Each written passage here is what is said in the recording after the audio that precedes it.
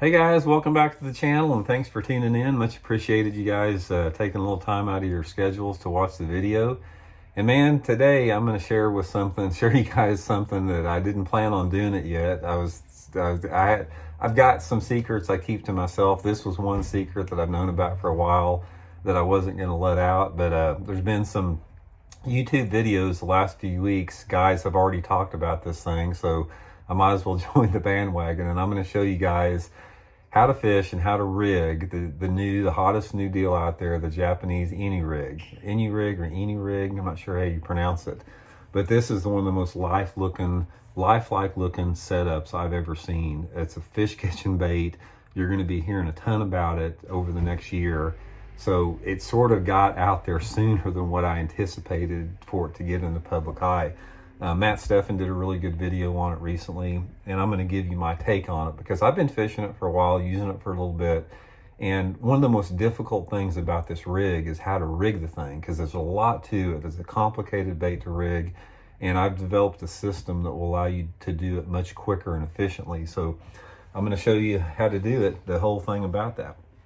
So anyway, let's start out here. The first thing you'll need, guys, is a straight-tailed worm. You know, this is the Zoom Magnum Finesse worm right here. It's a straight-tailed worm. You can use a Zoom trick worm, whatever your favorite worm is as far as a straight-tailed worm, but you need one that really has got one flat side like that and a rounded side to make it work right. And the next element that you're going to need is the most important. You're going to have to get yourself some plastic tubing.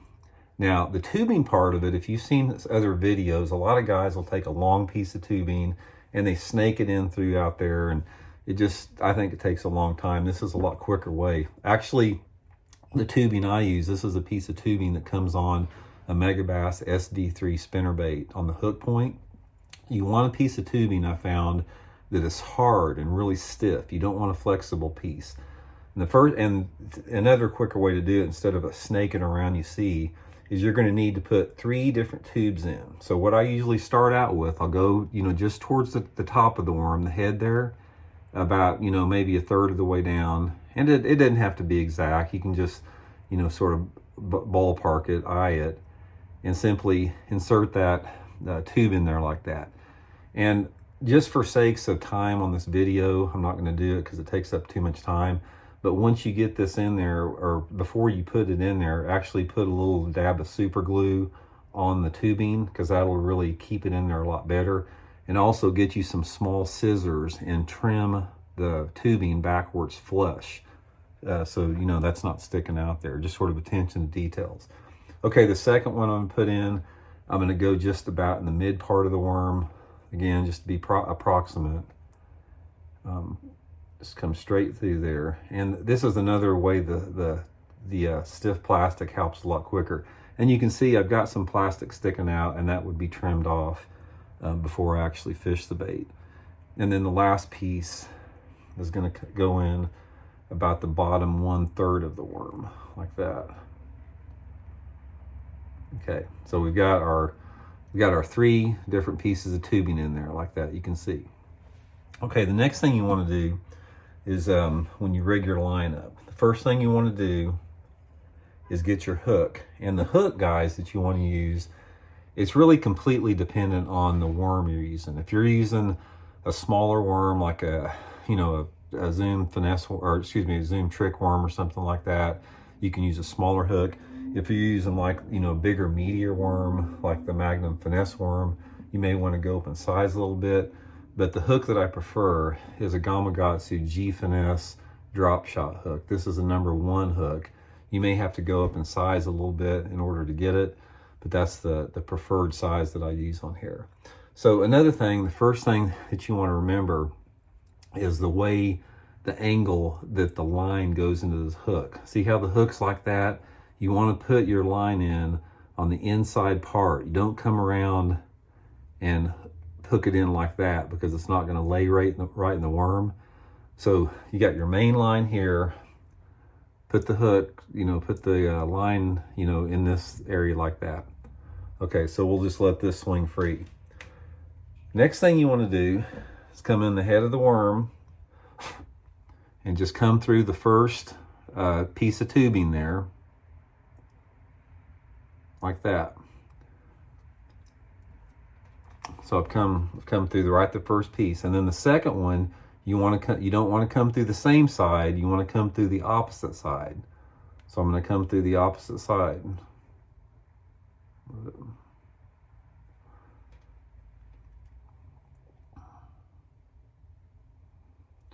Like that. And then on the last one, I'm going to come through again the opposite side on the bottom.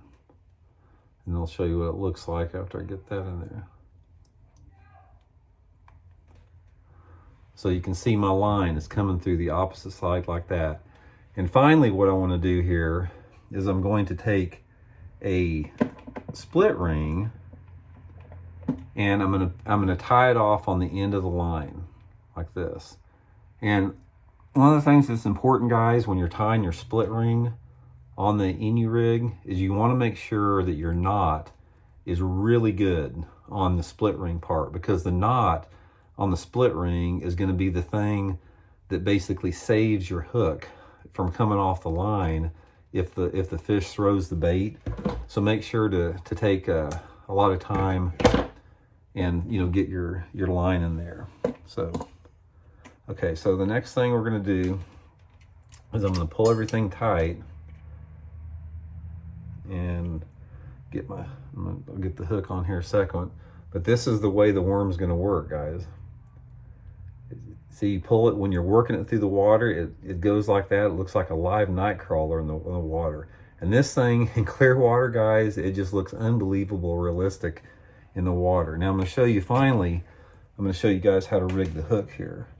Now, even though this seems like a big deal, like it's taken forever on this, if you watch some of the other videos out there about how they do it, it takes a lot longer. But the hook, the way you want the hook in there, guys, is you want basically just to skin hook it in the side like that. That's how it's going to come in through like that, and that's going to give you your Inurig. You're just your realistic looking, unbelievable like that. And again, the hook, it just totally depends on the the size of the worm you're using. So once you get that rigging down, the next thing is how to fish the thing. So most of the time, I found out on this thing is it's gonna be a clear water deal, and it's gonna be the same type of deal where you fish a wacky rig. If you like to fish a wacky rig around docks or around any type of clear water, over grass, that type of stuff, the Inurig will catch twice the bass that a wacky rig will. It's a sight bait. This is not a bait that's going to work very well in off-colored water. So most of the time, I'm looking to use it anywhere between, like, say, 2.5 to 10 foot visibility in the water. I'm usually using it on a spinning rod, with, like I said, 8 to 12 pound test line, making long casts with it out there.